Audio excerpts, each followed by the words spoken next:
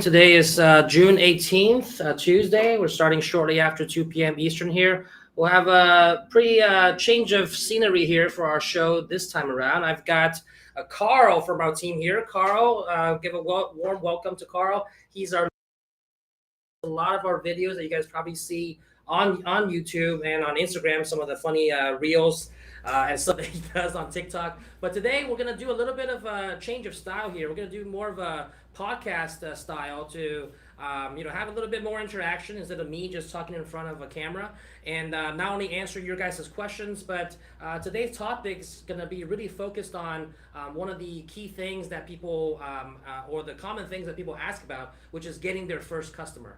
I'm sure that a lot of you that are getting into the embroidery industry or the apparel decoration industry or have been in there for a while, kind of getting sales and getting customers is one of the questions that you have on top of mind. Let me know in the comments below if that's something that you are currently struggling with or you have questions about, because that's going to be the kind of focal point of the topic today. All right. So before we jump in with Carl here, we'll kind of discuss our thoughts on how to get your first customer, how to do some of the marketing to scale your apparel decoration business, especially within the world of embroidery. But I already see about 60, 70 people in here from different channels. We're live, by the way, on YouTube, Facebook, and Instagram. So wherever you're joining us, you're welcome to kind of interact with us here. I see people here from Florida, people from Phoenix, Arizona. You got people from Birmingham, Richmond, Kentucky. So people all over the place. People from Vegas also here. Awesome. Anyone from Miami joining locally? No, scrolling down. Nobody from the 305. Katrina. Hi, Carl. Hello. Thank you for that warm welcome. And let's see here. Yeah, people are already saying definitely struggling to get customers, right? So that's definitely something. And this guy here as well, Terrell Den from YouTube. I'm struggling with getting customers. Okay, so it seems like that's one of the questions that I get asked the most, and probably, Carl, in your interactions on the customer service side before and now in your kind of interactions with people in our groups or on commenting on YouTube or on the videos. Is getting customers one of the things that you commonly see? Because that's certainly something that I see all the time from people asking, well, like, I want to get started in this business, but I'm afraid of how to get that first customer. Yeah, from the service perspective, most people, they have their machines, they're already established, so we don't get too many calls on how to get customers, but definitely on the marketing side for sure. Yeah. So on that regard, yes, okay. Absolutely. Okay, and because every business, especially if you're in business to make a profit, you got to be able to get revenue and get customers, right? So definitely something that is probably on everyone's mind at certain points in their journey. If you're starting out, definitely that's a problem that you face, and so we kind of want to shed some insight, at least our 2 cents, on kind of what we see are some of the things that successful customers are doing, and what we would do if it were to kind of start from scratch and build that customer base. So Carl, let's kind of start there. If you were to tomorrow, I say, hey Carl, you're tasked with the like the undercover billionaire show that you go and start from scratch, and you just start a business from scratch in the embroidery space. What's and provided that you already have a machine and everything, what's the first thing that you would do to get customers? If you have friends, go with your friends. If you have family, go with your family. And if whatever circles you're in, go with them. So for example, you're gonna hit up all your family members, grandma, grandpa, any cousins that are having kids, to make onesies, anything you can possibly imagine, right? There's always somebody that wants something. Yeah. Once you're done with your family, you go to your friends. A lot of people are getting married. A lot of people, birthdays, births. What do they call those? When they shoot the things out. The gender reveals and all that stuff. So you got your friends, families first, then your friends, and then in your circles. So I happen to practice jiu-jitsu. So when I first got my machine, those are the things that I did. I went to my family first, and then I went to my friends, and then I did all my jiu-jitsu friends. So there's a lot of competitions in jiu-jitsu. So that's kind of my niche. Yeah. And because I was around those people, I had a lot. There are a lot more people that you are around than you would know. Yeah. That want those type of services. Exactly. And some of them probably don't even know that, oh, hey, that you provide it, and then you're the one that goes there and say, hey, do you need some belts? Right. Some, like, and I know that in martial arts, a lot of the places they sell gear. Right, like you can buy the T-shirt, buy some gear, buy some belts, whatever the case is, and then they have embroidery or prints on them. Right. And they hang them on the walls, and for their competitions, for an event, and as you said, even just if you're not into like a specific hobby, just people having birthdays or weddings, they probably have some kind of need for it, and then you're right there to provide it. And the best thing is to do something that you really love doing, so I wouldn't start doing something that's off color.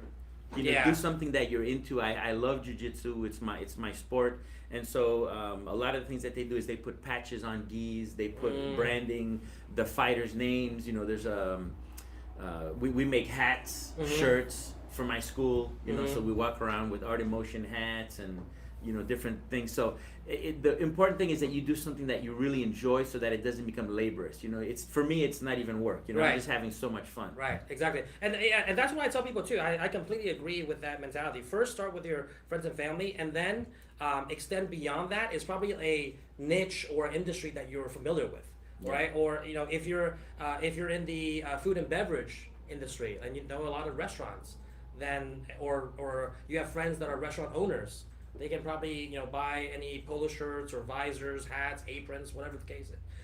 The case is for their staff. But I think sometimes people are just afraid to kind of maybe make that ask. How would you recommend someone to get over that fear? Okay. Of like, oh yeah, but I don't want to ask my friend that. Yeah. So, I mean, that's a good question, but going back to the circle thing, within those circles, there are other circles. So not only do I do the jiu-jitsu, but there are a bunch of firefighters and police officers in that school, so I do a lot of their patches. You make the connection there. Right. Yeah. Now, going back to your question, always have your eyes open. Who doesn't love to eat, right? I love to eat. And so I go to these restaurants and I see people with their shirts and their aprons and the logos are all twisted and crinkled. And I'm like, dude, I could do that, Right. So when I see those things, that's an opportunity for me to be like, hey, check this out. I might carry a sample on me, or the next time I go there, I bring something and I say, hey, a business card. Or a business card or something that says, hey man, this is what I can do for you. Look at your tired thing, it doesn't, you can go from this to this. So right. That's one way to do it. Isn't it interesting that like once you're in the industry, you start noticing those things a lot more? Because I'm pretty sure before kind of that's not a good look on your logo, you probably didn't think twice about it. But once you're in the industry, you're looking everywhere for that kind of stuff. That's a great question, or a good comment, because when I first started out in working, like my first professional job was as a surgical technologist. So I went around, I was in the OR working with doctors and surgeons, and it ruined my whole TV enjoyment because every time I saw ER, that's not how you hold a knife, that's not how you do that, who's their consultant, So yeah, it's amazing how when you're in it, you just start seeing all these little nuances and the intricacies of the job and how, you could have made it better, or wow, that's a great embroidery job. So once you're in it, it's amazing how you just start picking up on these little things. Yeah, exactly. Didn't we have that Instagram reel on that meme, the look you have when you see you're talking to your friend and like you see their hat is crooked? Yes. And just keep on staring at it. Like exactly. That's I think how a lot of us feel when you're like in the industry and you can relate to that, because you're like everywhere you go, you're like, oh yeah, that's done with embroidery. Oh, that's done with printing. Like you actually know the decoration methods that actually went into it. You're like, I know how that's made, and I can do it better, or I can do it in a different way. Or how did they do that? Yeah, right. And you're curious about it. It's amazing what education can do.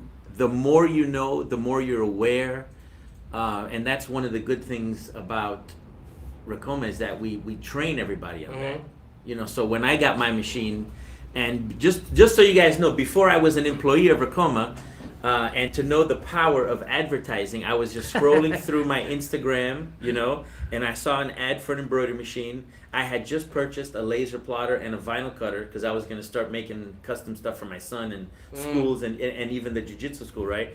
And then I came across this embroidery machine, and I was like, dude, I can get this. So without hesitation, I didn't even know who Ricoma was. I picked up the phone the next day, called, I bought my machine, and that was it. Right. So it's amazing what that advertising can do. And social media is super hot. We'll talk about that. Yeah. But the more you know about something and the more you get into it, I think the more enjoyment you get out of it, and the more you start seeing the potential and what you can do. Yeah, it's funny you mentioned that. I don't think you're the only one. I think we have several employees here that have our machines. Yeah.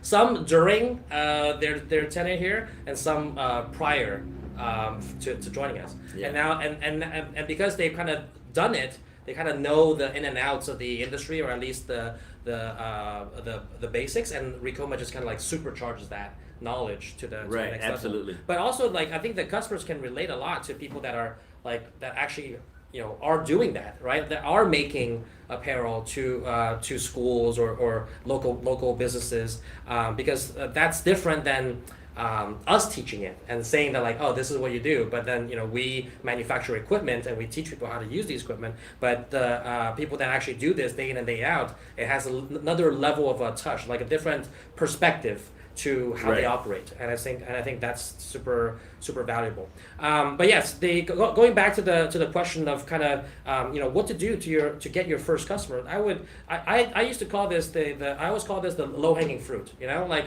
if you're not asking your friends and family, and you're missing out. That's just like it's free advertising, right?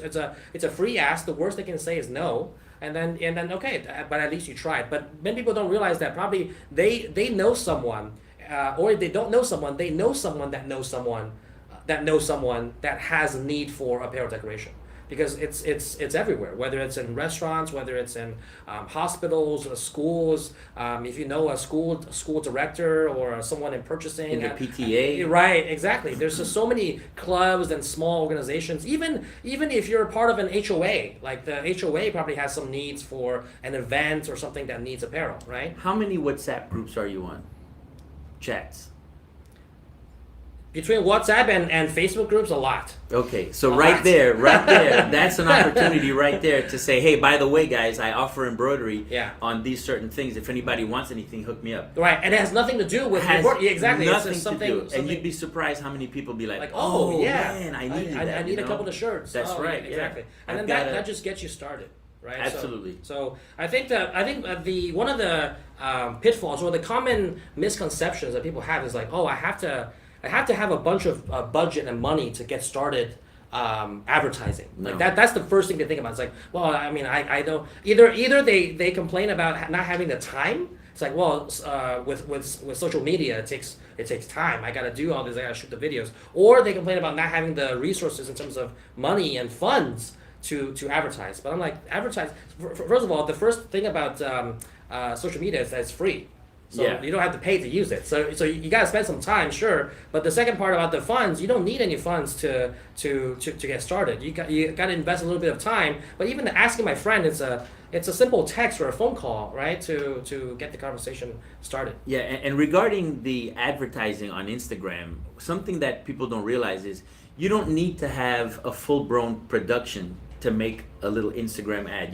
These are things that are free to the public. Mm-hmm. There are free screen recording softwares out there. There are free editing softwares out there for editing video if you want to go that route. Mm-hmm. But there are so many things now at your disposal that you can use that are totally free, that yes, you have to put a little bit of time in, but hey, if you want the work, you got to put the time in, right? Yeah. Nobody is going to come to you because you just have this machine here. Right, exactly. If nobody knows you have it, they're not going to do anything. Exactly. So you have to let people know. And how do you do that? It could be the crappiest video. It doesn't matter. As long as you're out there showing yourself, they're going to know. Mm-hmm. And once you start getting better at it, then you can start fine-tuning the craft, because marketing is a craft as well, right? Yeah. It's not only the embroidery side of it, but it's the marketing side. But once you start getting used to it, and then your production starts to be a little bit smoother, then everything becomes easier, just like everything else. The first time you embroider something, you might be pulling your hair out. After that, you're just hey, chilling, drinking your mimosa, watching it embroider, you're having fun. Yeah, exactly. But even with the Instagram ads or any advertising in general, as you said, the production value doesn't have to be high. Because I've seen ads from our customers or local embroidery businesses that are literally just shot on an iPhone about with your machine embroidering. And I tell people all the time that one of the things that's so powerful about this industry is that it is very visual, and people are attracted to the process of the craft itself. And because you're already doing it, you're already embroidering something. Even if you're starting out brand new, 0 customers, you're practicing embroidering samples, right? You maybe have a design, you download it.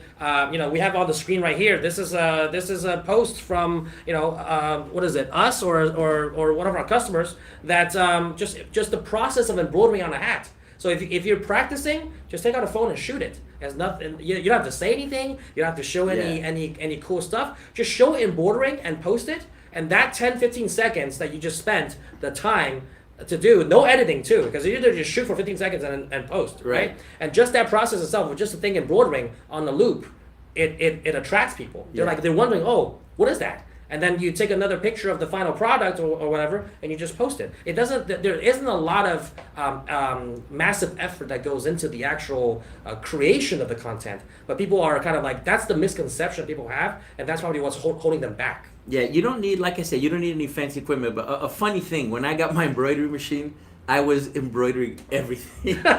Your own stuff in the closet. If there was a kitchen towel, if there was a napkin, if there was a jacket, something, I would monogram, everything, and just to get that practice. But also, I took pictures of everything. Okay.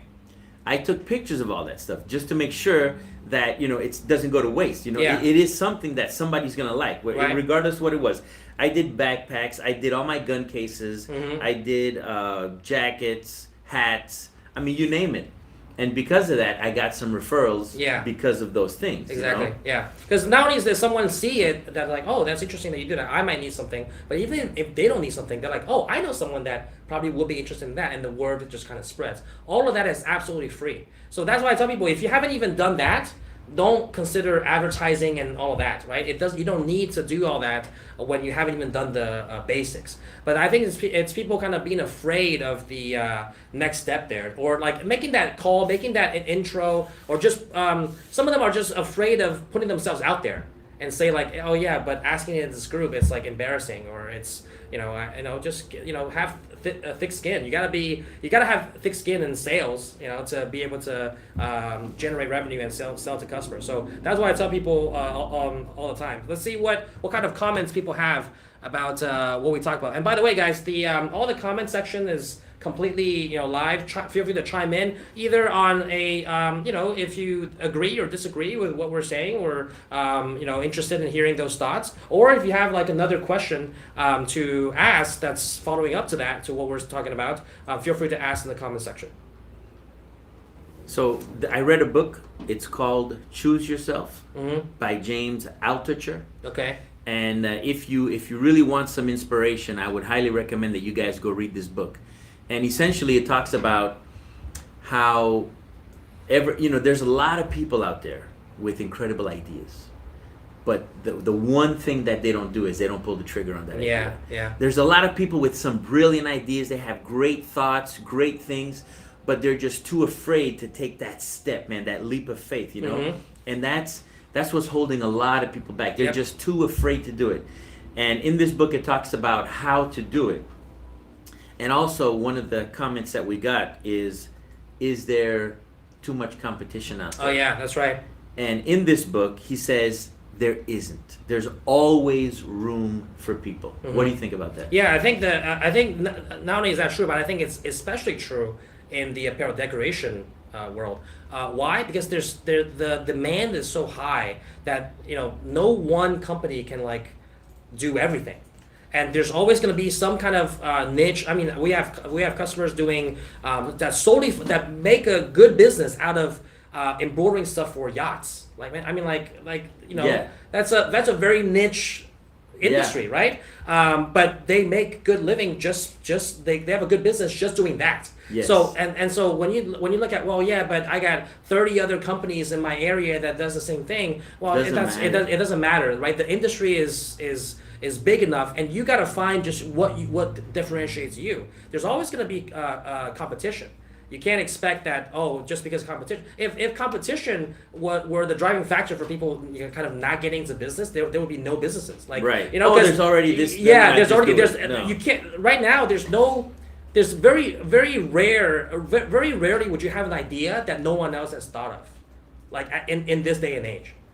Someone has probably has thought of it, done a variation of it. It's very, very rare to have this like aha moment, because information is so abundant that you're gonna have this like you're gonna win based on your idea. No, you win based on your execution. Right. Of the concept, of the idea, and what separates you. But it's in the doing. But you're right. Like some people are afraid of the competition in the local area. But I tell them all the time that like there's the apparel decoration industry is very fragmented, because it's people like to buy very local. And there are some bigger companies that are more regional. But then you lose out on the personal touch or the fast turnaround time on the shipping. That I can drop off your order in the same day versus a company that can't. So there's a lot of logistical kind of things that prevents kind of one company, two companies dominating all of the services in the industry. There are certain things that they may dominate on, but there's always that room. Yes. For your style, and it's not.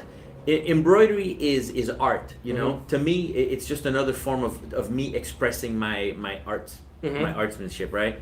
So, what separates me from other people is that I provide a service and a need or a solution for a particular person. Yeah. Where all the other embroiders, they don't do that. Right. And my hours are a little bit off hours, so people can drop stuff to me at night, like after hours. So that's something that's great for me. I'm not so time bound by a specific clock that it can only be from this time to this time. When you say that, it reminds me of that reel that you did with the what embroidery. What embroider's hours look like. It's like it's all of this, right? Because I'm always thinking about it. I'm always thinking about ways of, you always have to stay on top of the market. Not so much, but just to see what's out there. Mm-hmm. But there's always room, with the competition, there's always room for what you have to provide. And one thing that also helps is you, the person. Mm-hmm.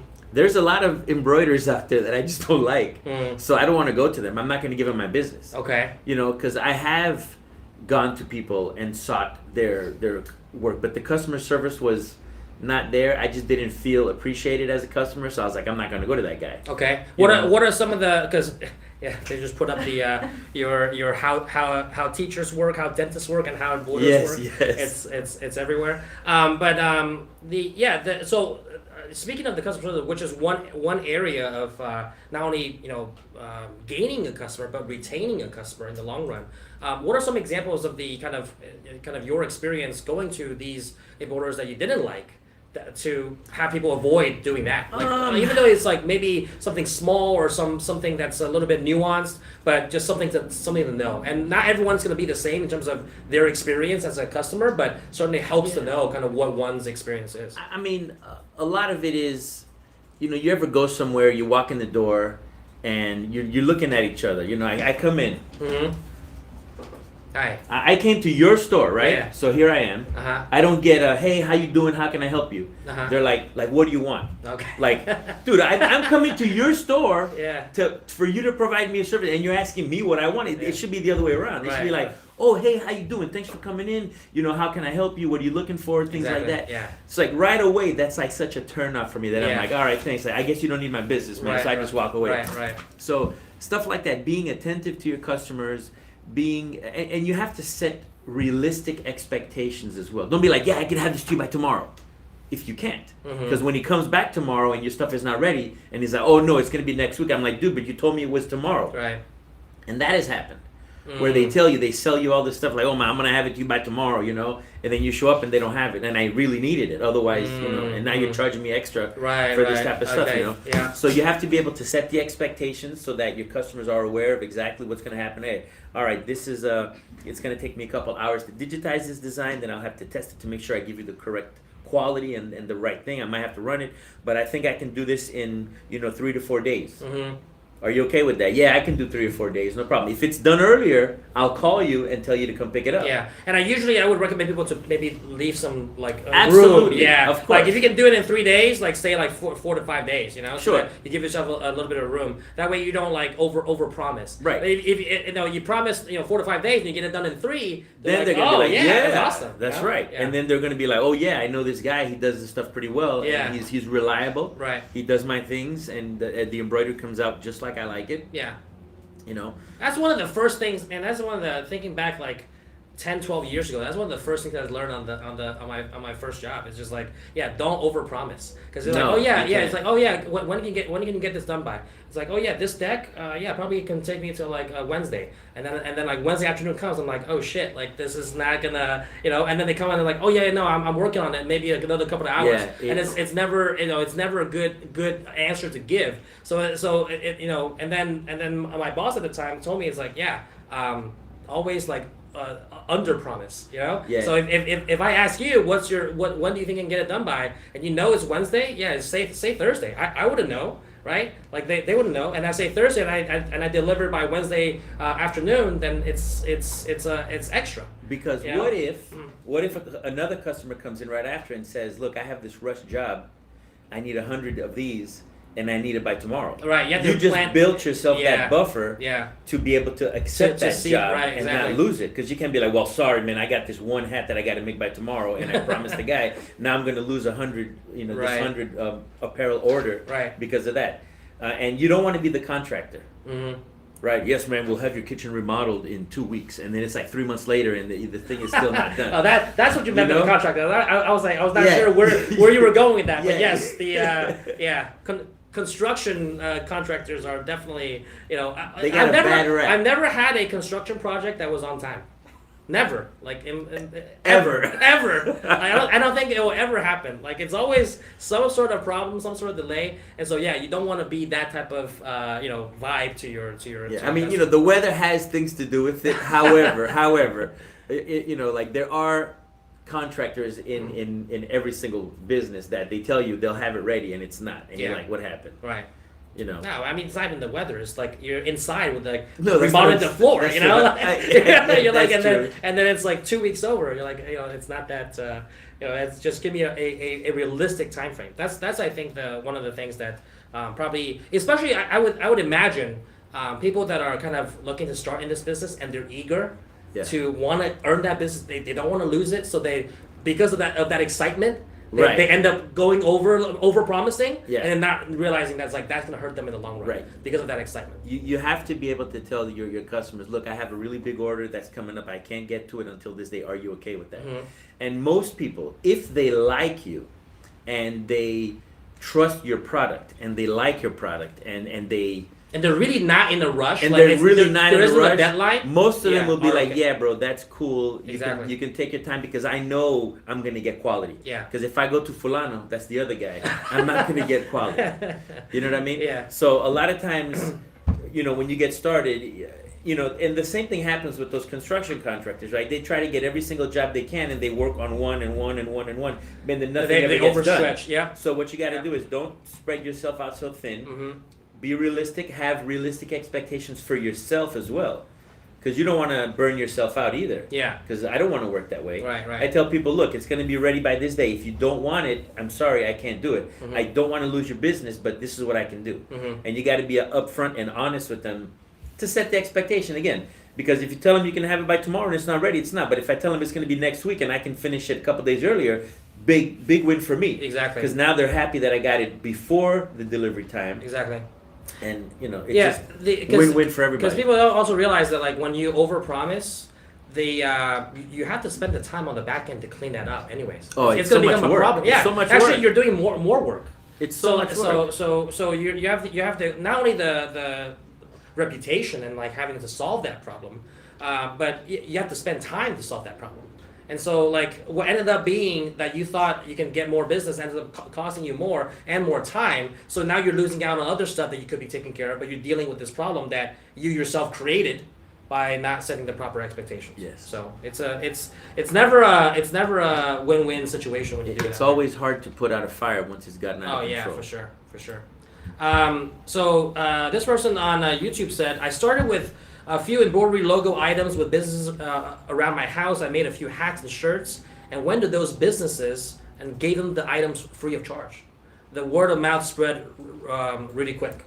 So that's something that I think I've seen on social media. Some people that if a local Chick-fil-A or that's opening in their area, or some local restaurant or a coffee shop like a Starbucks, like they know that they're opening, they'll just embroider some hats or shirts for them free of charge with their logo already digitized.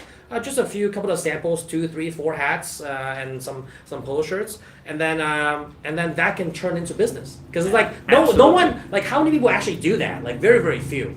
So when you're the one there, like that could be a good gesture. And creating small samples like that is not a big deal. Mm-hmm. It's very low cost as far as the initial capital. I mean, you already have the machine, but I'm talking about supplies, right? Yeah. And as you're driving around, there are signs everywhere. Brand new opening, opening soon, yeah. coming to near you. You can do some research, go online, and most of the time, the apparel is the last thing on the owner's mind of what to get. Yeah. Like the store's opening, they picked out the tile, they picked out the chairs, but they might have the logo and the brand, but they don't know, okay, who are we going to use? Yes. That's like the last thing they think about. Yeah, because it can happen so fast. So they don't need to go rush. Planning, yeah, exactly. So they don't know who's going to work there, if it's going to be extra large, extra small. They don't know who it is. So that's always a good idea. Keep your eye out on there, and if you see anything, man, go do a little Google, find their logo, make a little sample, and before they open, as they're doing the construction, say, hey, by the way, just to let you know, I'm in your area. Yeah. I'm a local vendor. Mm-hmm. Here you go. It's on the house. If you guys want more, let me know. We can do a deal. Yeah, exactly. I think it goes a long way, and like you said, I think that's a great idea to be on the lookout for these signs that are opening soon or grand opening. Yeah, that's a big and just drive around. Exactly, and you're absolutely right. The apparel and what they're ordering for their staff in terms of uniforms is the last thing on the mind. That's the last thing because it's very easy to get that going versus all the construction planning and the interior design and decorations and the operations of everything, supplies and inventory and all of that. That's the last thing that can get done. And you just helped him out, because the last thing he wanted to do is now he's got to research who he's gonna get to make him all this stuff. Exactly. Like the guy just came to me. Right. Exactly. Like, dude, I was just thinking, man, I needed some shirts, some polos done, and you have it. All right, I might as well go with you. It's already digitized. Yep. I don't have to wait. I can have it by Tuesday or whatever. Yeah. It's like, let's go. That's one thing people don't realize. Like if you're in business, you got to provide value, and for that, business owners how much value you just provided by him not having to think about all the things that he's to put together for uniforms. Go to research. It's right, and then get samples or test them out, get pricing, compare different quotes. It might as well oh wow, this is I didn't have to do anything, and then you provided it's already done. It just saved them so much time, and that is more valuable to them than anything. Absolutely. So it doesn't even matter kind of what you're charging, as long as within reason. That they're not gonna go like, oh yeah, no, I'm still gonna look around. What you save them in that process of giving the samples is your time, and their time is the most valuable when you're especially opening a new store and everything. That's the most valuable thing you have. And there's already an industry standard established as far as prices. Yeah, exactly. There's nobody charging $1 for a left chest logo and another guy charging $30 for the same left chest. So there's a pretty short range. A couple bucks here and there when it comes to volume. If you order 1,000 of them, it's going to be a little bit cheaper, but still, it can't get that cheap anyway. Exactly. So all those numbers have already been set. It's not like you're buying a large item. It's going to be a couple bucks difference. So already right there you have enough where. It's not like the guy's gonna be like, well, I'm gonna need to call 10 other embroiderers to find out. He's like, dude, $10 for that? Sure, I'll just take it. Right, exactly. Take my money. Yeah, exactly. Perfect. Awesome. Yeah. So that was a great comment from someone here that we expanded upon, but definitely something to think about as you're driving around. Barbara Winston here says healthcare is great for business. Nurses and surgical techs are my best customers. So you see, like, in Barbara's example, that's just a very specific vertical, but there's so many industries and verticals. I mean, I know someone that's a dentist, and they have to order all the gowns and stuff. You know, and they order it all from one place. They get the group together and then order it from one place. How many dental clinics? If that's like, man, my specialty is like doing dental and surgical gowns and all of that. How many of those are there in the U.S.? There's not that many. So no centralized company does like a bunch of that. And going back to that, I told you I started off as a surgical technologist. Yeah. And both my grandmothers were seamstresses. Mm-hmm. So as a result, I was making scrubs. Mm. I would make my own scrubs, and also for some of the doctors. And one of the things that they were lacking back in the day is a lot of them didn't have all the pockets and little things to put your stethoscope and your pens and your thermometers and things. So all mine were like all kind of tactical, I had a bunch of different pockets, which separated them from your average scrubs that just had one pocket in the front and one pocket in the back. I see. So I had a sewing machine, and it was also a single head embroidery machine. So I would always do the lab coats, with the doctor's names and stuff like that. So it's which, by the way, is like super simple. Like super simple. That's like you type it up in a digitizing software, and then you embroider it. There's and that's nothing like, to do. You can upsell that for quite a bit. So I just think people need to maybe have some like business sense and look at these opportunities as like, that's a great opportunity. Opportunities abound. Yeah. There's so many. You got to know where to look. All right, let's see what other some comments people here have.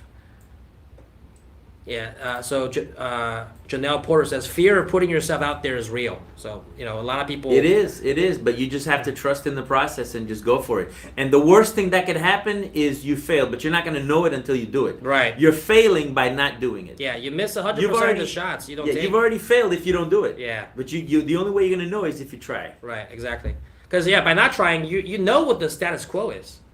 By not asking. This is what it is right now. So might as well try something to have a chance at a change than to not do it, right? So people gotta kind of get out there and just do that.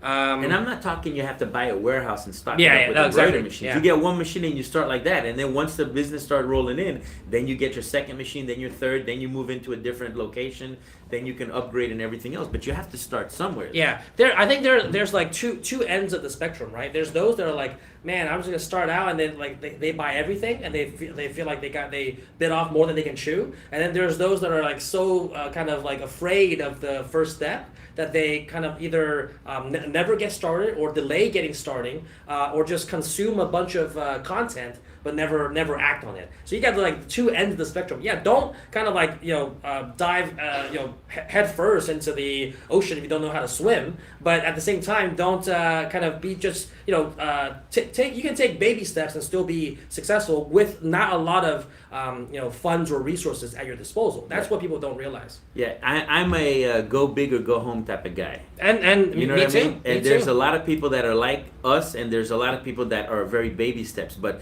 whoever it is that you are, you have to take those steps. Yeah, because without them, you're at status quo. And we actually have a customer who visited us. I think it was last month, and he specializes in automotive seat head covers. And it's funny because he heard of somebody that needed something, and he got the machine and he showed it to this guy, and he had a connection, and now this guy is sending him multiple orders where he's already paid for his machine within the first year. He's already paid for it, and he's actually doing really, really well. Interesting. And he's got one deal with this guy making automotive and that's just like most of that's it. That's all he does. Wow. That's all he does. It's funny you mention that, because we're going to we're looking to go to SEMA in November in Vegas. Like so we're gonna be doing a lot more like car related stuff. There's car so mats, many things that you can do. Yeah, we're looking to go to SEMA. So that's interesting to know that there's like actually one of our customers that like that's all he does. Now I have a question for you. Is the question was raised before. What do you think about trade shows? And For advertising purposes to go to a trade show. Oh What do you yeah, think I of mean, that? I think for us, I mean, like a trade show exposes us to a group of clients that we otherwise would not find or be able to interact with. That's one good thing about it, because we do a lot of social media. We connect with a lot of people on social media, but there's also people that are like in the industry, been in the industry for years, maybe doing something related, maybe screen printing or whatever the case is, and then are looking to get into embroidery that they're not necessarily on social media, that we can kind of interact with at these trade shows, because it's very kind of concentrated to kind of the environment is there to have that conversation, and they're looking to kind of like, hey, see what's out there and perhaps invest in their business. So that's one area of it. The other part is that because of our vast presence in trade shows or on social media, at trade shows we actually see a lot of customers that have interacted with us on social media that are also there. So it's kind of like both, in the sense of we tap into this audience that we wouldn't otherwise have access to, that are not on social media or not as frequently on social media, and then this other group of audience that's like, hey, all I know from you is on social media, but now I see you in person, and this is what we are. And so they have a more of a sense of trust and more of a connection with us, seeing us in person and seeing the machines in person. So I think the trade shows, during and slightly after COVID, we didn't kind of go to a lot of shows, obviously, but now we're looking to kind of ramp that back up again, and also, like going to SEMA, expand to some other kind of areas that we weren't really present in, but showcasing to the world what is possible with apparel decoration. Like you said, like probably most people are, like the automotive industry, to do decoration, it's very, very niche. But the auto industry is also very big, right? But how many people actually know that we can do on headrests or car mats or car seats? Like not many people kind of know that. So we kind of want to showcase how our technology can kind of make all that happen, and hopefully through that process expose to some people that, hey, this is what's possible, and probably get some ideas clicking, and like, wow, if that guy can do that and make a good business out of that, maybe I can too. And then that way kind of like more people can kind of have the inspiration to get started. Now that's for the big guy, Mm-hmm. but for the little guy, what I would recommend is there are farmers markets that you can go that really don't cost a lot of money. They may charge you $10 for the booth or a little tent, Mm-hmm. where you can show samples of your work, because you're going to be tapping into something that people already like, that hands-on or that handmade type stuff, Yeah. So you could go to farmers markets. You can go to your local gun shows. You can go to local boat shows. Dude, Mm-hmm. Oh these yeah. guys are dropping in Miami. millions of dollars on these boats. Yeah. You don't think they're gonna pay to have their custom name on the back of their boat seat or their Right. coolers? That's Yeah. big money there. Right.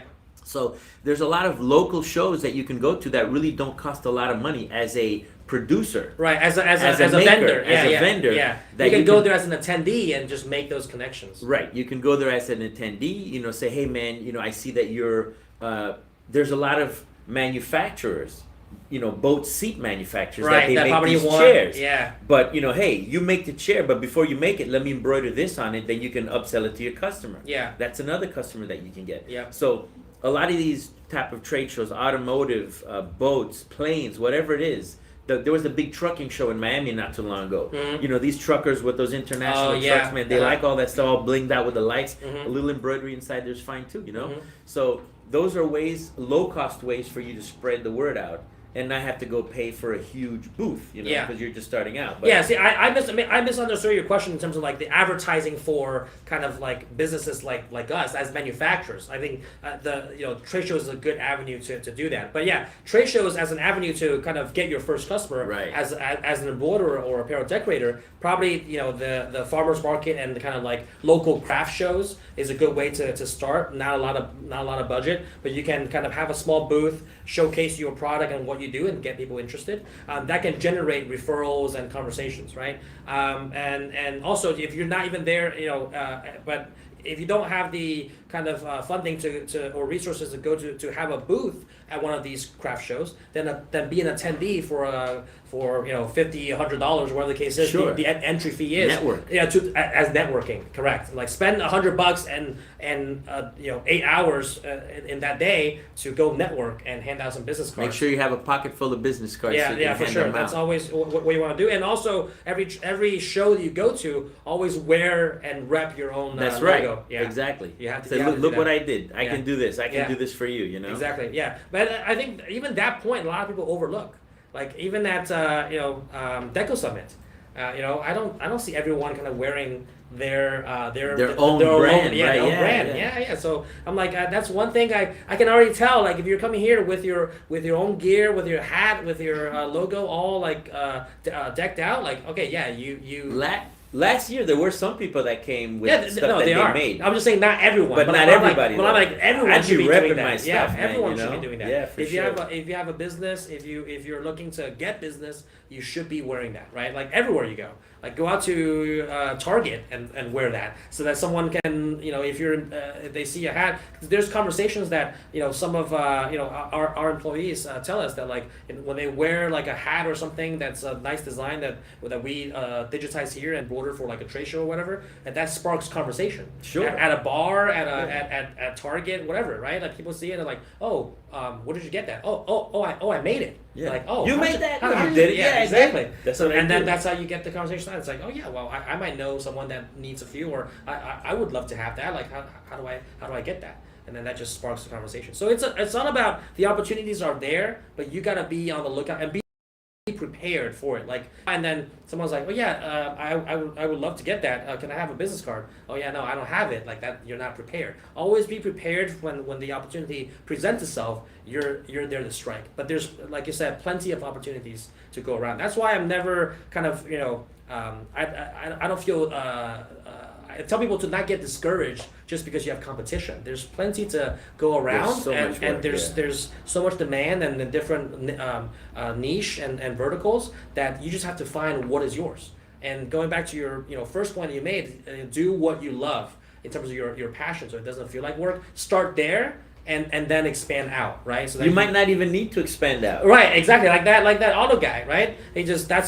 One customer, one contract, and just keeps them busy. He can be satisfied with that. Or if you're like, hey, I want to grow more, then you're always in control of that once you have your pipeline full. Sure. You don't have to. It's better to have a full pipeline with one thing to do than worrying about where your next revenue is going to come from. Right. So when you're in that situation, you're in the driver's seat to determine like, hey, if I want to expand, I can expand. If I'm cool with what I got now, this is also pretty good, right? But you're in control of that situation. But none of that's gonna happen if you're home watching videos all day. Yeah.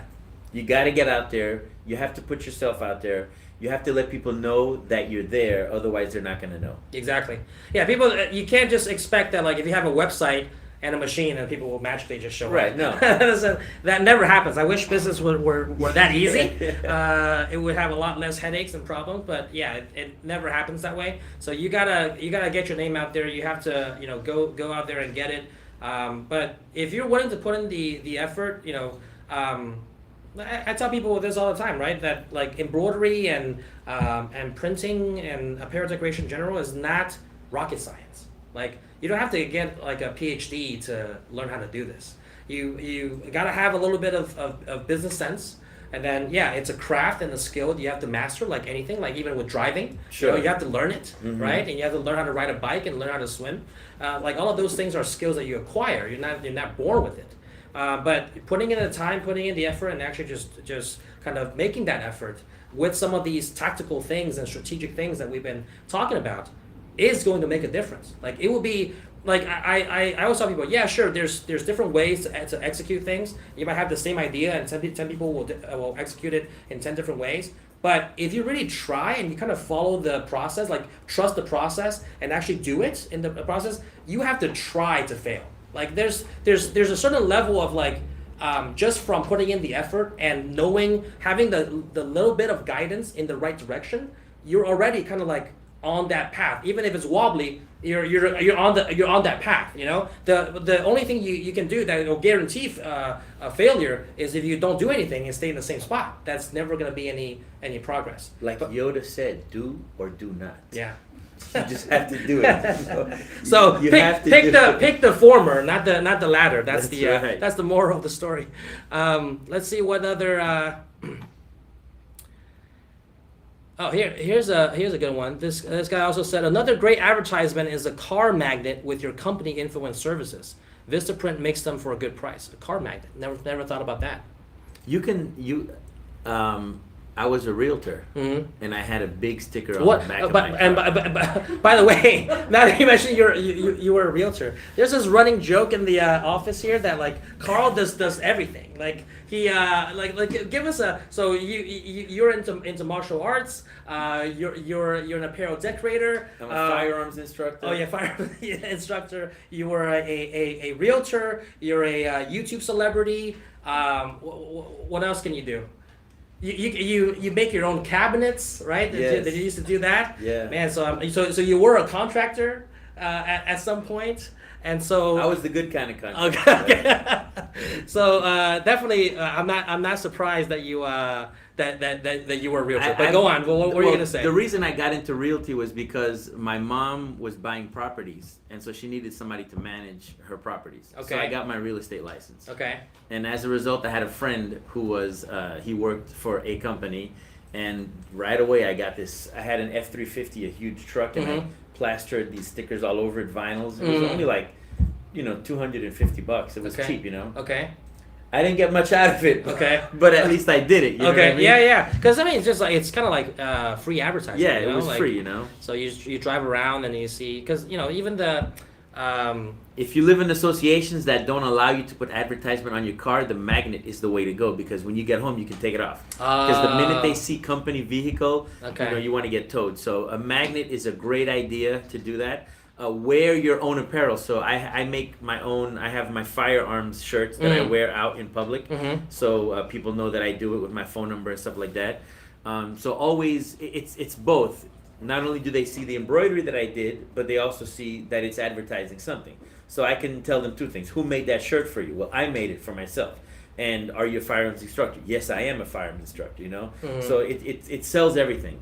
And the only way, or the best way to do it, is to rep yourself. Yeah. Wear the hat, wear the shirt, wear your clothes, wear your brand, go out to the mall, and just walk around, and you'd be surprised how many people come up to you and be like, "Hey, where'd you get that jacket? That's really cool." Yeah. There's always going to be that one person it's gonna spark interest in them, and then the conversation starts. And next thing you know, you're making stuff for them, and they'll have similar friends that have the same interest, so you're making stuff for them. Yeah. And you'd be surprised how even doing one little thing can make you a lot of business just by that one thing. Just like the guy with the automotive chairs. You never expected to happen, and then does probably a couple of items, and then just turns into a whole contract. That's right. And then that can keep. And jiu-jitsu keeps me kind of busy too, because I have multiple students, from everywhere. I go to competitions wearing my gear. The fighters wear my gear, so they look at it. Hey, where'd you get that? Yeah. Where'd you get that gear? Right. Who did it for you? Who did your belt? And then in other competitions, the word kind of just slowly spreads. That's right. So it's definitely a lot of these ways to get marketing out there with very few investment up front. So this person asked, I have a few first customers of churches around my area, but what opportunities do you offer, if any, for someone that is also need a machine first and is without credit or cash up front? So this question, we're thinking about creating a program here at Ricoma that kind of for situations like this. It's going to be similar to like, okay, I can connect you with people that can make that for you, right? If you don't have a machine up front and you're just kind of like you're looking to get started, but you don't have the capital to invest in a machine or the credit, okay, that's fine. You're just doing more of the marketing and getting the customers. You will have to rely on outsourcing first. And here we can, because we have so many, tens of thousands of clients, we can easily connect with someone that's able to offer that particular service, whether it's shirts, hats, whatever the case is, printing, embroidery, for that particular person. So I think for Ariel, and the answer to your question, it will be something that's similar to that. Like you would have to, I would recommend that you kind of partner up with someone that actually has a machine and is able to kind of do that and do the fulfillment side of things. And if not, look to kind of outsource that to someone else and focus on the customer relations and gaining the business at first until you get enough that you're like, man, I want more of this margins and profit to myself. Sure. And I want to learn this craft and by then you've gotten enough business to justify investing in a machine. That's a great point. Outsourcing is a wonderful way to get your foot in the door. Mm-hmm. A lot of times when there were certain things that I couldn't do because I had a single head machine and I needed something big done, people already knew that I did embroidery. They already knew that I sewed, but I just couldn't take on really, really big jobs. Yeah. But I would tell them, I can do this for you, but it's going to take me a little bit of time, right? So I would go to my other guy and be like, hey, listen, I need you to make this for me. And he would make it for me, and then I would just sell it to the guy. Correct. Know? Yeah. So sometimes you don't even need a machine to do it, to start. Yeah. You can find, like you said, you partner up with somebody and say, hey, I'm going to be bringing some customers, or I'm going to be bringing you some work. Yeah. It's going to be bulk work. Yeah. What discounts can you give to me? And whatever I make, I'm going to make not dollars on the dollar. I'll be making pennies on the dollar, but still I'll be making something. I'll be establishing myself. I'll be starting to get a fan base, a customer base. Mm-hmm. And once I have that customer base and that money starts coming in, like sometimes you can even opt to stay with that guy and let him do all the work for you. You don't even have to touch anything. Exactly. But then if it becomes very lucrative and you want to kind of keep more of that money in-house, then those funds that you've acquired over time, then you start putting that into a machine. Into a machine, correct. You know? So that's why I think that's great advice, and what I would say is exactly the same. That outsourcing, sure, it definitely at a certain point it costs you money in the long run, because there are also on the flip side businesses that are like, yeah, I spend $5,000 a month on outsourcing my orders, and then I'm like, okay, but what do you like do? What's your main business? Oh, I do like screen printing, sublimation, all these things, but I outsource like $5,000 worth of embroidery every single month. I'm like, $5,000 of embroidery that you're paying someone else to do, like 2-3 months you can buy a machine, right? Sure. So like there's a point where it's like it doesn't, like the financials doesn't justify anymore. But yeah, if you're not having that volume of business, because $5,000 per month in just outsourcing, you must be getting multiple times of that in revenue in terms of like the customer orders to be able to justify that. But if you're not in the thousands, don't think about getting a machine without a credit, without cash up front. You need to build your credibility, and once you have that, now again, kind of in the example that I gave, you're in the driver's seat to determine whether you want to stay with that and you're happy with that, or you want to invest more downstream in the production and capture more of the profit. Now, something that has been touched upon many times and in service is, when I was in the service department, I recommended to a customer to outsource her digitizing. Mm-hmm. She's like, "Why am I going to digitize, outsource it if I got chroma? Why would you say that?" Because what is your time worth? Mm-hmm. As a brand new embroiderer and digitizer, it's going to take me a couple hours to make a left chest logo. Yeah. Now, is it worth those couple hours, or I can go to our vendors list, send it to a digitizer, he'll give it back to me the next day for $15, which the customer is going to pay for anyway. Right. And you double it. Most of the time, you sell it for 30, yeah. Most of the digitizing is for a left chest logo. It's anywhere between 30 and 40. Knowing how to digitize in-house will save you time, money. Like I said, personally, digitizing is a key focus for any embroiderer who wants to get into the embroidery industry.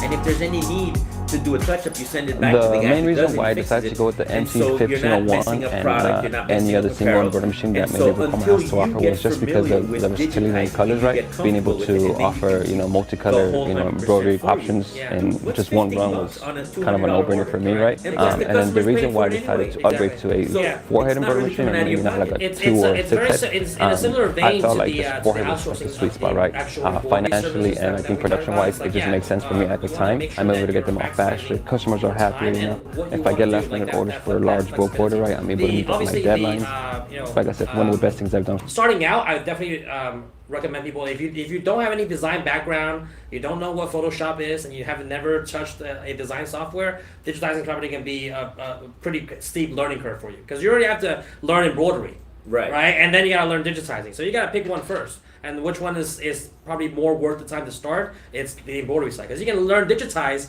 but then what? You're gonna outsource. You bought a machine, but you're gonna outsource your embroidery. You're not gonna do that, Right. You can't outsource. It's like you're not going to pay somebody to come to your business to run your machine. Exactly, right. You could do the design, but you need to do the legwork and kind of run the machine. Exactly. So that's why I recommend people to start out. If you have no experience whatsoever on embroidery and digitizing, start with embroidery, and then you can always expand into digitizing as an option to diversify and generate more revenue. Because then you can, people can pair that up with like, oh, I have, Chroma Lux. I can do full blown digitizing, but because I have a little bit of design background, I can design your logo too, or I can make edits to you have a concept, I can create the design concept for you and digitize it. So now you offer some design services. It's not just going to be $30-$40. It's kind of designing an actual logo, Absolutely. and now it's adding on to the value of what you can provide. And also the other thing I tell people is that even if you don't use it as a revenue generation tool, you can use it as a way to be competitive. It's like, hey, I can digitize in-house. If you order 200 shirts from me, I waive all the artwork and design fees. Sure. And then it's like, it doesn't cost you anything, but then to the customer, it's like, oh wow, yeah, that what used to be, 50, 60, 80 bucks, whatever the case is, instead of that artwork, it's free with a large order. So now you're leveraging your skills to actually kind of be more competitive or offer a little bit of an incentive for bulk orders that you wouldn't otherwise be able to do. And having the flexibility or the control of like, I know that this will take me this amount of time to turn around versus a digitizer that, might be sick or doesn't get back to you or whatever the case is. There's, horror stories to doing that, but that's still the kind of the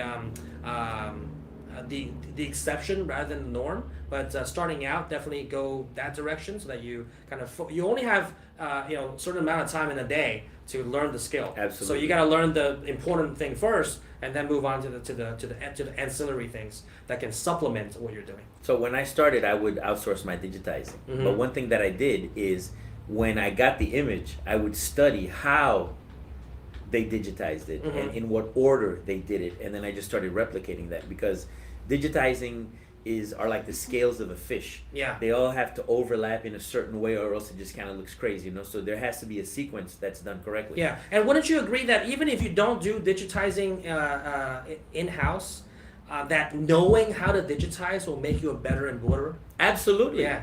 And that's why you study those images, Mm-hmm. because you can see how the machine functions properly. Yeah. And being a good embroiderer and a digitizer kind of go hand in hand. Yep. Because what you see on the screen is not necessarily what comes out on the cloth. Yeah. So you have to have that very intimate relationship between you and the machine to know exactly where the stitches are going to go, how it's happening.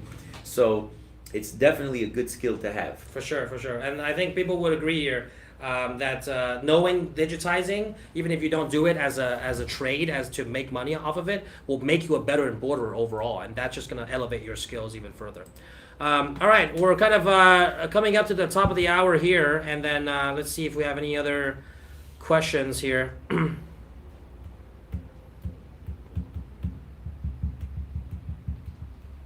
I'm excited about Deco Summit. Oh yeah, we'll talk a little bit more about that for sure. Carl is definitely gonna be there, and I will obviously be there. I had so much fun last year. It was a lot of fun. Yeah, no, this is the 5th or 6th year that we're doing this. So it's kind of become like an annual event, an annual gathering of everyone. So definitely It's gonna be fun. So I don't think there's any other questions that I see that are like related to what we were talking about. But Barbara Winston says, I am loving the conversation. That's at least good feedback that this type of thank you, Barbara. Yeah, this type of podcast style is more engaging. But I think we'll be doing more of these in kind of separate different types of topics and conversations. Hopefully it gives you guys some insight as to kind of like what you guys are asking about. We can answer questions live, but at the same time kind of like this more engagement as to like what our thoughts are, and kind of sometimes we go a little bit off topic, but a lot of this can kind of shed some insight into how you can apply this to your business, right? So, but with that said, and Janelle says, Carl, thank you so much for the vinyl. I received. Oh, you got it last week. Did you get? I told you I was gonna sign it.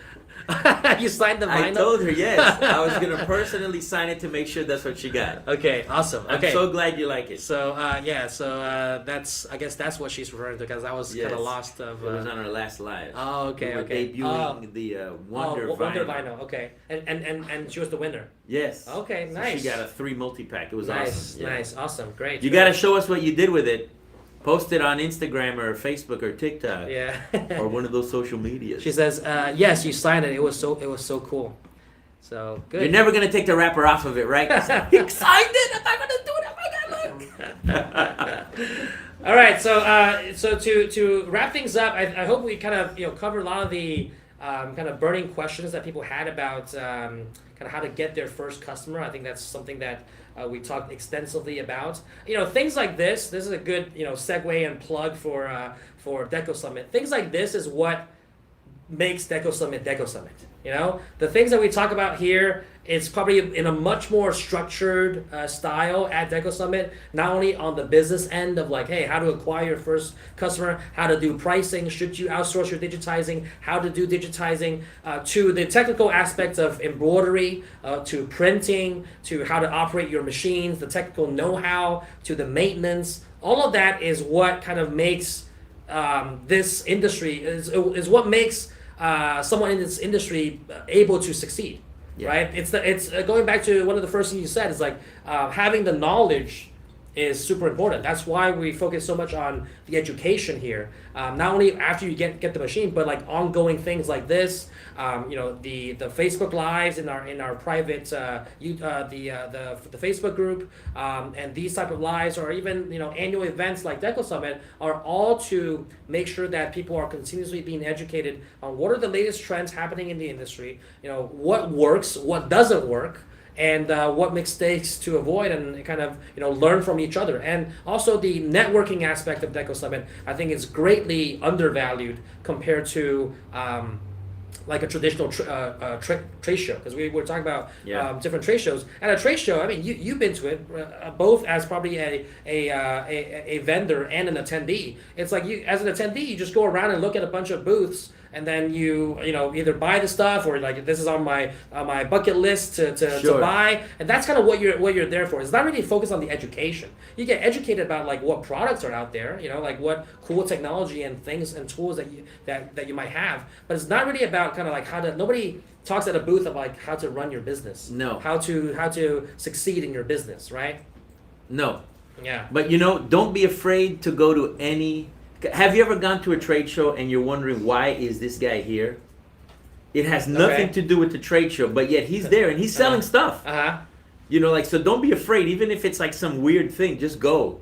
Yeah, no, for sure. I definitely encourage people to attend trade shows. That's not what I meant. But I'm saying the point I was trying to make is that trade shows has its value. Of course, we go there all the time, and we attend trade shows as attendees too, in marketing trade shows and marketing conferences and all of those things. But what I'm saying is that trade shows is a very different feel than Deco Summit. No, for sure. Yeah, for Deco sure. Summit is not like a trade show. I was talking about that, about the trade show, but regarding Deco Summit. Yeah.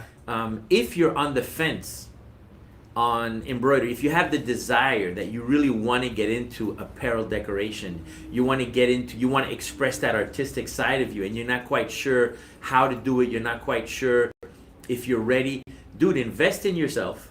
Go to Deco Summit.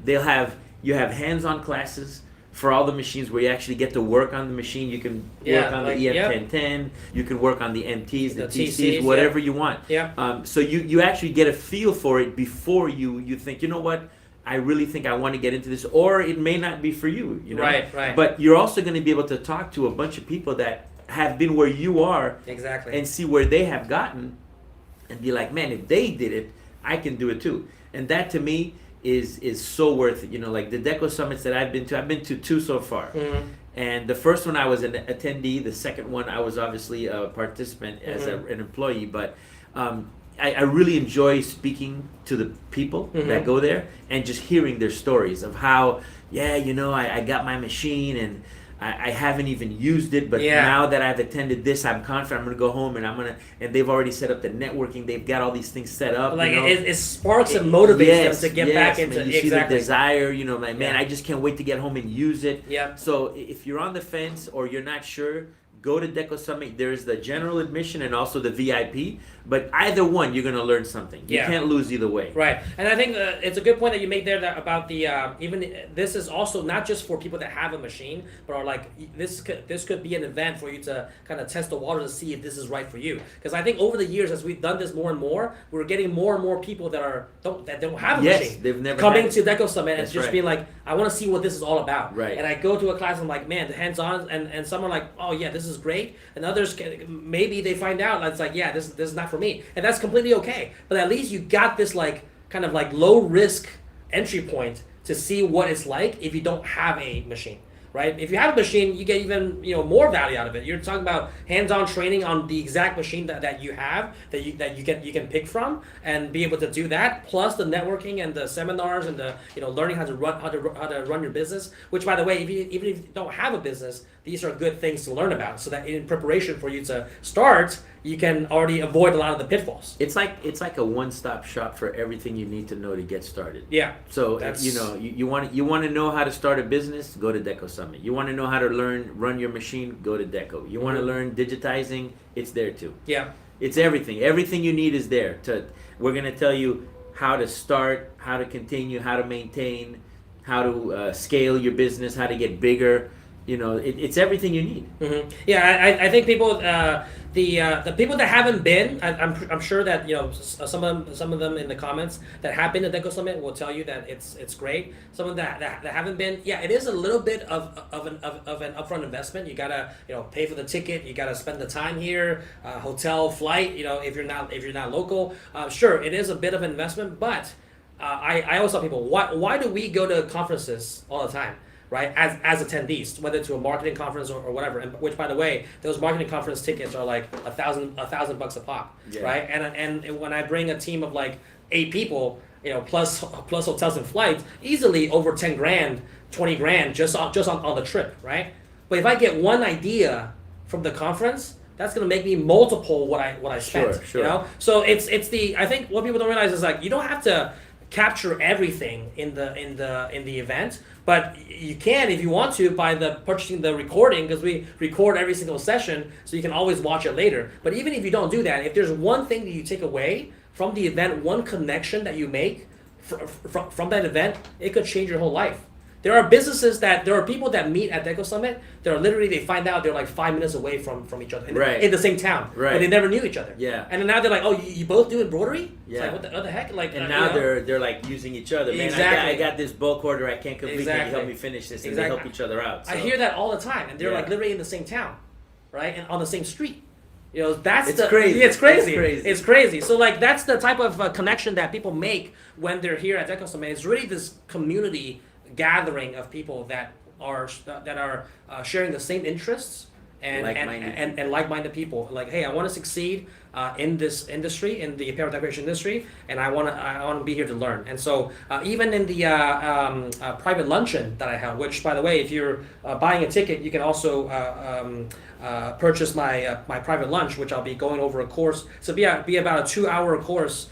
Plus a nice catered lunch from the hotel. But last year we had like 6 or 7 out of 20 people, like 6 or 7 traveling nurses that are in the luncheon, It's like there was this like running joke of like it's like because we made people kind of go around the table and tell us what they do, what's their background, and like 6-7 people were nurses. Yeah. So it's like the common background, the common interest of people that come to Deco Summit. You'll be surprised to find so much common ground. And then you find people that kind of like can share the same interest or in the same town, have another business venture or another partnership. That networking is priceless. But beyond that, even if you don't network with anyone, at least you learn something about your machine, about the business, about how to market, about how to do social media, whatever it is. Learn from others that have been there, done that, so that you avoid the same pitfalls. Right. I wish I wish there was business conferences 10, 20 years ago when I started to actually kind of teach you all of this stuff. But those things also kind of evolved over time, and then now there's more and more of these things going on. But the knowledge, it's always good to have a shortcut of like don't avoid doing these things, right? So I wish those that's why people have mentors and things like that to help them avoid some of the pitfalls. Right. So I think this can be kind of a culmination of all of that, a gathering of all of that, and that's, if I were to summarize Deco Summit, that's how I would describe it. It's awesome, baby! All right, so with that, if you guys have any other comments or questions, go ahead and type them below. For today's giveaway, just since we're talking about Deco Summit, one of the giveaways is going to be a Deco Summit general admission ticket. We're going to have you guys kind of pick from several giveaways that we'll be doing. One of which will be a Deco Summit general admission ticket. I believe another one we have is kind of an apparel decorators supplies pack. Like you get a bunch of mugs and vinyl and other supplies that in the package. And then the last one is going to be an 8-in-1 device, which is one of our popular embroidery accessories to do unhoopable items or hard to hoop items like pockets, baby onesies, the back of hats. You can do those as well, or like sleeves. Backpacks. Sleeves and backpacks, so like very hard to hoop areas, you can use that to do that. All right, but while we kind of pull up that poll, go on over to our YouTube channel to vote. Okay, so the poll is going to be on our YouTube channel. Go over to there to vote on what you want the giveaway to be, and then we'll pick one giveaway winner for that prize. But in the meantime, as we were talking about Deco Summit, think about if you're on the fence to attend. We have the special pricing between now and I believe July 6th. All right, so Deco Summit is going to be happening in a couple of months. It's going to be August 21st to the 23rd here in Miami, Florida. And on July 6th, the ticket price is going to go up another $200. All right, so right now you can get them at a discount. So go on over to decosummit.com if you haven't done so already, and you can get them on a discount currently. They will go up $200 each starting on July 6th, because that's entering the last phase of the event, only a couple of months before the event. So now the general admission ticket is $7.95, and then the VIP ticket is $11.95. All right, and if you are a Ricoma customer, you already have a Ricoma machine and you want to attend Deco Summit, call your account manager, call your account coordinator. They'll be able to give you an additional discount on top of the discount on the website to be able to get you a ticket into Deco Summit. So even it's already discounted now versus what the price is going to be in a couple of weeks. Call your account manager at Ricoma. If you don't know who that is, call in and we'll be able to get you to the right person. But call into your account manager. They'll be able to get you an additional discount as a customer to attend Deco Summit. All right, so on top of the prices on the website. So if you're on the fence on doing that, this will be the best time. This will be the cheapest the tickets will ever be. It will only go up from here until the event. All right, so let's take a look at the poll. Where is the poll? Is the poll on Facebook? I mean on YouTube? It's loading.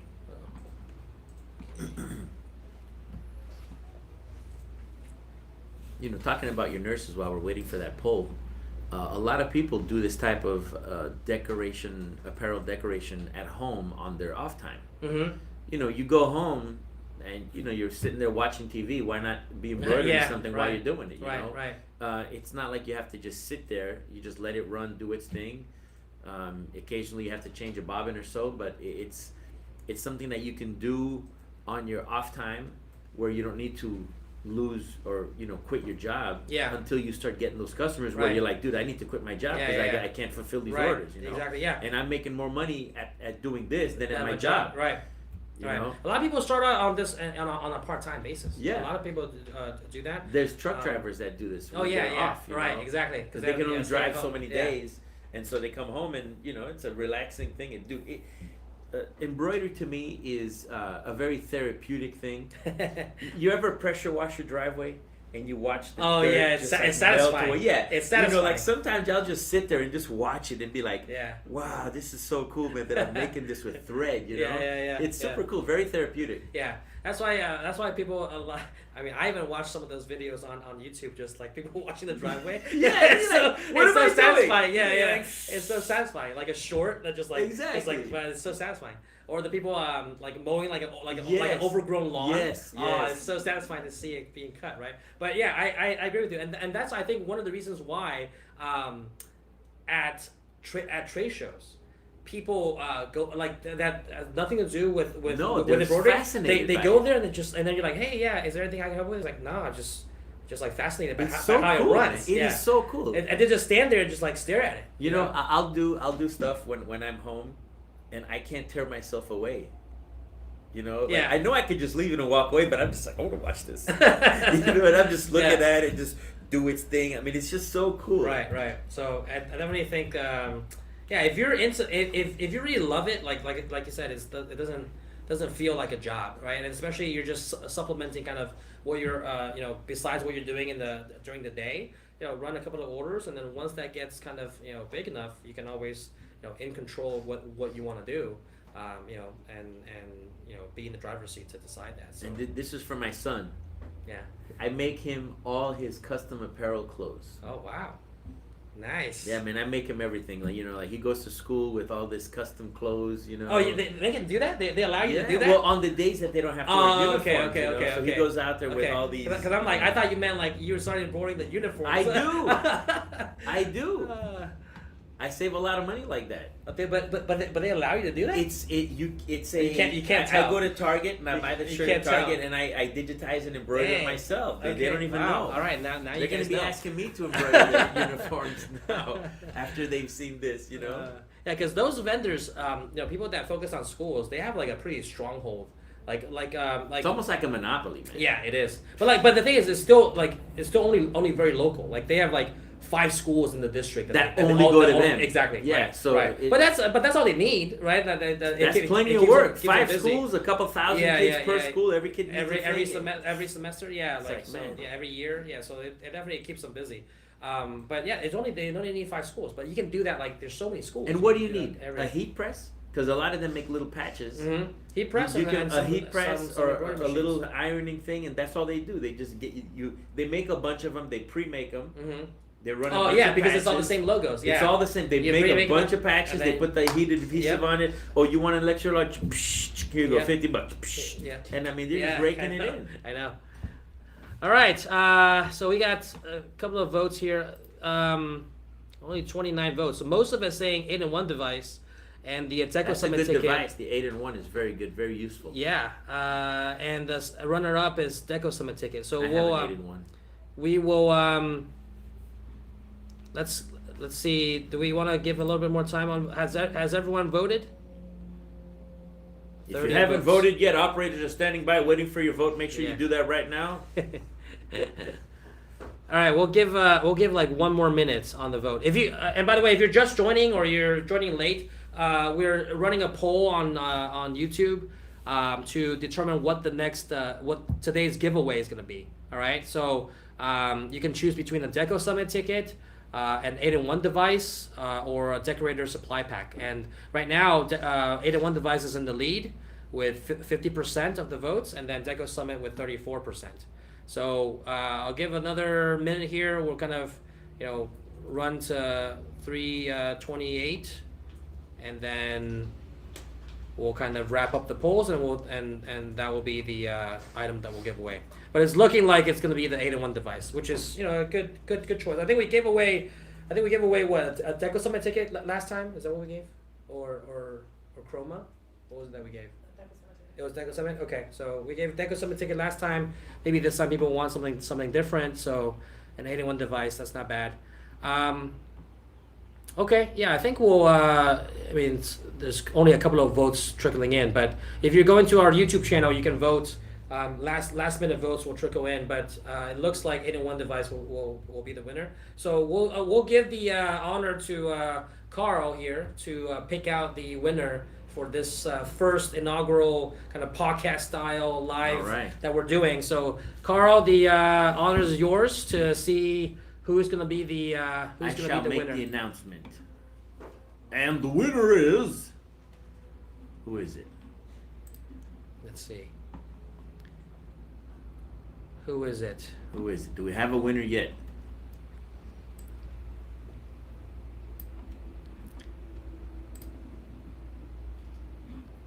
The tallies are coming in now. They're being totaled. Yeah, 34. So 34 votes total, 50%. 8-in-1 device. So 8-in-1 device it is. And the 8-in-1 device will be going to... Oops. All right, we're back. Who's it going to? Yeah, so someone asked how do we enter? No, you just gotta be here. That's how you enter. So very easy. No. You don't have to pay for a raffle, nothing. Just be here. Just be here. Just be here, and you're already automatically entered. Your presence is all we need.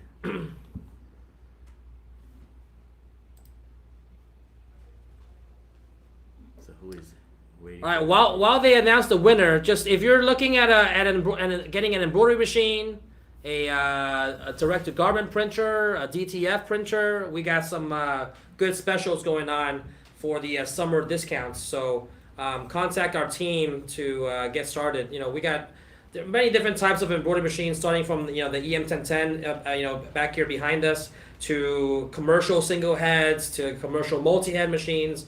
If you're looking to kind of expand your business, or if you already have an embroidery machine and you're looking to expand into printing, we have direct-to-garment printers, we have direct-to-film printers, which is super popular, and you can get started with one of those as well. So all of those are having pretty major discounts and kind of freebies included in the package to get you started, which, by the way, all of our machine packages has everything you need to get started, so that it's out of the box. All right, we have the white toner transfer printers as well. If you're looking on a smaller budget to kind of get started with t-shirt printing, you can get a white toner transfer printer as well. That's something to kind of, you can print on garments and hard surfaces like mugs and metal or ceramic, wood. You can transfer onto those hard surfaces using the white toner transfer printer.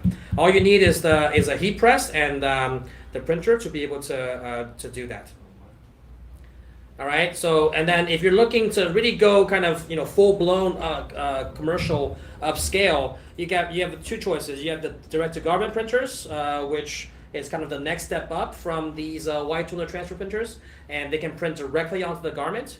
Or you can go direct to film, which is kind of a large-scale printing that's prints on rolls of film, and then you can transfer and cut those rolls and transfer them onto different T-shirts or different garments, actually hats, anything that you can put under a heat press. When you think about all the things we have, it reminds me of this one meme. The church lady. We got DTFs, EMs, MTs, you name it. We got it all. You gotta show me that one. That's from. It's a YouTube. She's a preacher lady. She goes, we got beans, greens, tomatoes, cans. You name it. Okay. All right, we have our winner. All right. And let's do a drum roll. We gotta do a drum roll. Come on, Henry. Boom! And the winner is Herb Halstead. Herb from is it from YouTube? Herb Halstead. Yeah, from YouTube. All right, Herb. You just got yourself an 8-in-1 device. Are you here, Herb? Are you here? You must be here to win. Yes, you got to comment to win. Yeah, we need to know. Come on, Herb. Herb Halstead. Oh, there you go. Woohoo! Yeah. All right. He's there. He got the 8 All right. and 1. All right. Congrats, Herb. Herb, this is for you. Yeah. Yes, Herb. All right, so we'll get in touch with you, Herb, to kind of get your shipping information. Our team will ship that out to you, and hopefully you make good use of it. And for everyone else, check out Deco Summit, as we mentioned. If you're looking to get started or expand your apparel decoration business, we got a lot of products that might suit your needs. Just contact one of our product specialists. We'll be able to help you out. And like I said, we got some good summer discounts right now to kind of get things going. So if you're looking to get started or expand, this will be a good time to do that. And if you're looking to attend Deco Summit and kind of beef up your knowledge beyond kind of what we talked about here, and in person, kind of join us and have some fun and learn a bunch of stuff. That's happening August 21st to the 23rd here in Miami, Florida. So make sure to check that out. Prices will go up on July 6th. So, and contact your account manager at Ricoma. If you already have a Ricoma machine and you're a Ricoma customer, contact your account manager. They can give you an additional discount on top of the prices on the website. That's already discounted. All right. If you haven't done so already, follow us on all of our social channels down below. We're active on Instagram and on TikTok for some entertaining content. Carl's the face behind most of that. I watch as an audience a lot of the times on the funny reels that we make. So very engaging and definitely showcases some of our products at the same time and puts a little spin of fun into the mix. So I hope you guys found this information helpful. I hope that this kind of style was entertaining and informational for you guys. We'll be doing more of these in the future. And thanks to Carl for being the kind of first one here on this inaugural podcast live that we're doing. And hopefully more to come. And thank you all for joining and sticking around for this conversation. Hopefully you learned a lot. Definitely go and apply it to your business. And we're looking forward to seeing you next time around. All right? Take care. Take that leap. Go do it. Just do it.